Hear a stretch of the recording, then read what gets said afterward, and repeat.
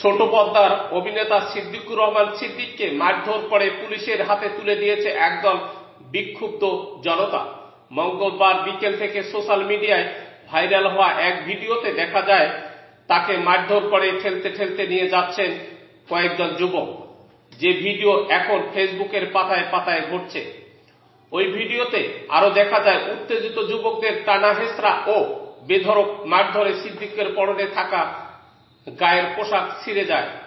এ সভায় সিদ্দিকের বিরুদ্ধে স্লোগান দেন কয়েকজন উত্তেজিত যুবক।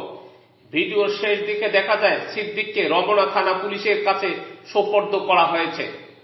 ঘটনার সত্যতা নিশ্চিত করে রমনা থানার এসআই জালাল উদ্দিন বলেন, ঘণ্টাখানেক আগে বিকেল 4:30 নাগাদ সিদ্দিককে থানায় নিয়ে আসা হয়। তিনি বর্তমানে রমনা থানাতেই আছেন। তবে সিদ্দিককে কোন মামলায় গ্রেপ্তার বা আটক করা হয়েছে তা জানা যায়নি। এদিকে বিষয়টি জানতে অভিনেতা সিদ্দিকের মুঠোফোনে কল দিয়েও কোনো সাড়া মেলেনি।